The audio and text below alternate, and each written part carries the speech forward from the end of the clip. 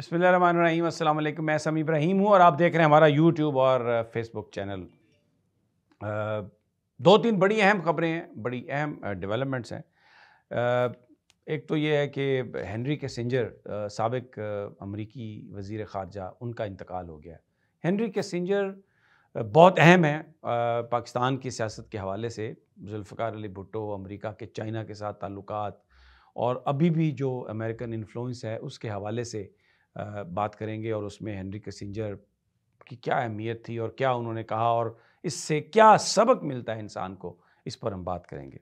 दूसरा, जो आलमी बैंक है उसने पाकिस्तान की हुकूमत को ये वाज़े कर दिया है कि वो एक डायलॉग चाहते हैं पाकिस्तान की सियासी जमातों, पाकिस्तान के अवाम और पाकिस्तान के पॉलिसी साज इदारों के बीच इलेक्शन से पहले।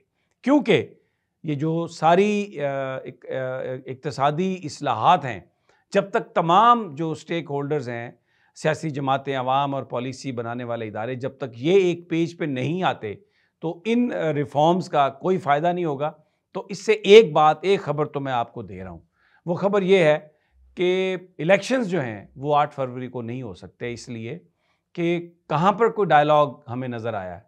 और ये एक तरह की शर्त रख दी है आलमी मालियाती इदारों ने कि अगर हमने आपको पैसे देने हैं, इन्वेस्टमेंट अगर दुनिया की लेके आनी है, तो आपके जो तमाम स्टेक होल्डर्स हैं, तमाम सियासी जमातें, अवाम, उनके बीच एक डायलॉग हो और वो तमाम चीज़ों को अप्रूव करें, तो फिर ये सब कुछ होगा। तो जो तहरीक इंसाफ को माइनस करने की बात कर रहे हैं या किसी भी सियासी लीडर को माइनस करने की बात कर रहे हैं, वो शायद इन हकीकतों और से नावाकिफ़ हैं कि बिहाइंड द सीन हो क्या रहा है। तो ये जो इलेक्शन मुलतवी होने की बात है, अब वो जो कहा था काजी फायज़ ईसा साहब ने और अतर मिनुल्लाह साहब ने कि पत्थर पर लकीर है, तो फिर या तो वो पत्थर ढूंढना पड़ेगा, वो कहाँ पर है पत्थर।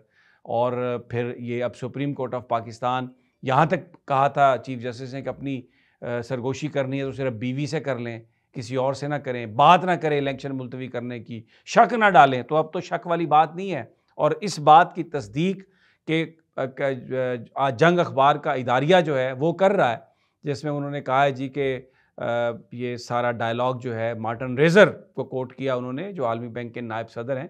अभी जो इस्लामाबाद में एक तकरीब हुई है उसमें उनके कंट्री डायरेक्टर ने भी ये बात कही और इसके अलावा कोई अच्छी खबर नहीं है। उन्होंने कहा है जी कि इस जो शराइत और जिन चीज़ों पर बात होनी है, मैं वो भी आपको बता देता हूँ कि टैक्स टू जीडीपी रेशो 2 से 3% आप बढ़ाएं, अच्छी बात है, होनी चाहिए, बड़े बड़े लोगों को टैक्स देना चाहिए। लेकिन हमारे आइन में ये नहीं लिखा कि ये कोई इलेक्शन के इनेकाद से इसकी कोई बात जुड़ी हुई है कि आपने पहले इतना करना है। अब ये भी हुकूमत कह सकती है कि जी क्योंकि इलेक्शन कमीशन ने, क्योंकि आलमी मालियाती इदारों ने ये शराइत लगा दी हैं, क्योंकि ये जो पिछले 2-3 दिनों से खबरें चल रही हैं ना कि आपको इलेक्शन चाहिए या इक़्तिसादी तरक्की चाहिए, तो इसमें ये चीज़ मैं आपको बता रहा हूँ, ये आना शुरू हो गई है। ये कहा जाएगा कि शायद कोई मालियाती इदारों की कदगन है और इक़्तिसादी सूरत हाल के ये टारगेट्स पहले अचीव करने हैं, फिर उसके बाद हमने इलेक्शन करवाना है। ज़रई शोबा, बड़े बड़े जी जागीरदारों पर टैक्स नहीं लगा और किसानों पर टैक्स लगे, यानी वो जो एक शोबा जो पाकिस्तान को बावजूद तमाम कबाहतों के, महंगाई के, आपको पता है खाद की क्या कीमत है? आपको पता है कि अगर आपने जो मिनिमम वेजेस यहाँ पर अगर 30,000 रुपये रखी हुई है और अगर वो किसान अपनी उसमें सिर्फ 30,000 रुपये की तनख्वाह डाल के तो उसको कैलकुलेट करे, जितने लोग काम कर रहे होते हैं, तो कुछ भी नहीं बचत कि जनाब जागीरदारों को आप टैक्स लगाएं। फिर एक और ख़बर जो मैं आपको बता रहा हूँ, क्या कह रहे हैं आलमी मालियाती इदारे कि अब नई भर्तियों पर आप पाबंदी लगा दें।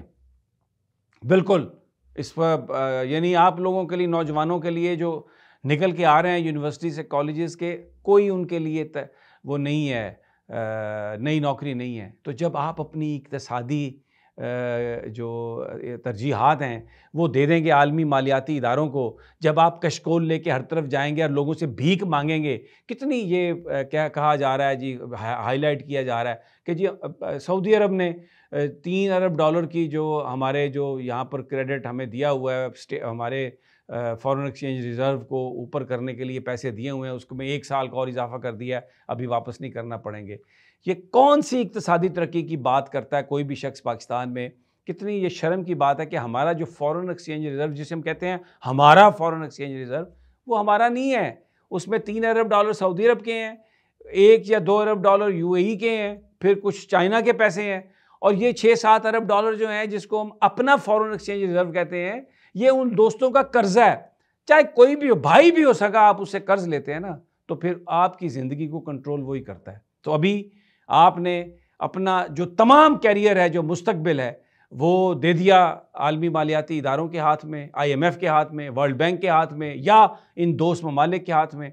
और पाकिस्तान के लोग आज़ाद कहाँ हैं?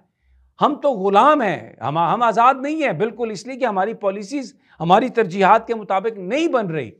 ये बड़े दिल दुखाने वाले फैक्ट्स हैं, और मैं दिल पे पत्थर रख के ये मैं बात कर रहा हूँ, क्योंकि आपको सही सिमत जाना है।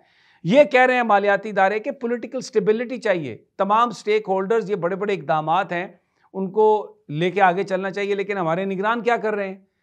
यानी आज इमरान खान को नहीं पेश किया गया इलेक्शन कमीशन में, इसलिए कि वजारत दाखिला ने कहा जी कि नहीं, खतरात हैं, नवाज शरीफ को कोई खतरा नहीं है, शहबाज शरीफ को कोई खतरा नहीं है, बाकी सारे लोग घूम फिर रहे हैं, उनको कोई खतरा नहीं है, इमरान खान के लिए ये खतरे की बात है।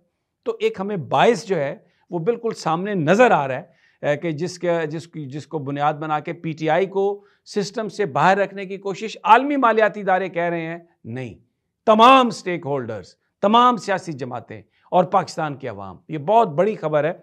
और अब ढूंढें वो पत्थर जिसके ऊपर पत्थर पे लकीरें डाल के लिखा गया कि 8 फरवरी को इलेक्शन होगा। अतर मिनुल्लाह साहब ढूंढें, काजी फायज़ साहब ढूंढें, उनके जो हमायती लोग रोज़ाना उनको मर्द हुर बना के पेश करने की बात करते हैं, वो ढूंढें।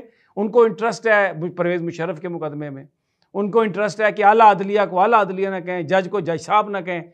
बस अपनी अपनी तरजीहात हैं, अब मैं इसमें क्या कह सकता हूँ, उनकी तरजीहात हैं। बहरहाल ये दूसरी बात, हेनरी किसिंजर, मैं इश्यूज़ तो बहुत ज़्यादा हैं, लेकिन मैं हेनरी किसिंजर की बात पर कि 100 साल वो जिया, 100 साल के बाद उसका आज इंतकाल हो गया। What does it tell?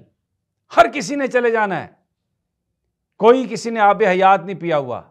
अगर मेरे आका मोहम्मद मुस्तफ़ा सल्लल्लाहु अलैहि वसल्लम इस दुनिया से चले गए, तशरीफ़ ले गए, पर्दा कर गए, तो ये सब कौन है? बहुत बड़ी बातें करता था। उसने कहा भुट्टो को कि ये एटमी प्रोग्राम जो है इसको तर्क कर दो, वगरना हम तुम्हें मिसाल बना देंगे। उन्होंने मिसाल बना भी दिया, इसलिए कि हमारे बहुत सारे अपने लोगों ने उनके हाथों खेलने पर रजामंदी का इजहार किया, और फिर जुल्फ़िकार अली भुट्टो को फांसी लगा दी गई। लेकिन जो ये कहता था कि हम तुम्हें मिसाल बना देंगे, आज उसका भी यौम हिसाब है। आज वो भी उस सरकार के आगे खड़ा होगा अपने अमाल का जवाब देने के लिए। तो जो जुल्म करते हो, ये इसका जवाब देना पड़ेगा। ऐसा नहीं है कि वो दिन नहीं आएगा। ये हम सब लोगों की आंखें खोलने के लिए काफ़ी है कि जो इतने पावरफुल लोग, जिन्होंने अपनी ज़िंदगियों में पॉपुलर अवामी लीडरान के साथ जो कुछ भी किया, गैरतमंद कायदीन के साथ जो किया, वो उनका भी यौम हिसाब है। आज इस दुनिया में तो हम नहीं हिसाब ले सके हेनरी किसिंजर से कि हमारी पॉपुलर लीडरशिप के साथ, हमारे मुल्क के साथ उन्होंने क्या किया, और वो बैनुल अक़वामी साजिशें जिसके तहत हमारा मुल्क तोड़ दिया गया। लेकिन वो कुदरत जिसने ये सब बनाया खेल, उसके सामने तो आज तुम जवाब दे हो। तो अगर हमें अपना अंजाम याद हो, अगर हमें ये याद हो कि जो कुछ हम कर रहे हैं हमने इसका जवाब देना है जाके अपने अल्लाह के यहाँ, तो मौका होता है जब तक आप ज़िंदा हैं अपने किए पर माफ़ी मांग लें और वो काम करें जिसकी शरीयत इजाज़त देती है, जिसका मज़हब इजाज़त देता है। जाने से पहले एक छोटी सी कहावत आपके साथ शेयर करूँगा कि दरख्त था एक बहुत बड़ा, और वो एक कुल्हाड़ी जो सिर्फ लोहे का हिस्सा होता है कुल्हाड़ी में, जिसे हम तेशा कहते हैं, उसके साथ बड़ी बातें करता था और कहता था देखो मैं कितना बड़ा हूँ और तुम इतनी सी छोटी सी, तुम एक लोहे की चीज़ हो, क्या हो तुम, और बड़ा इतराता था।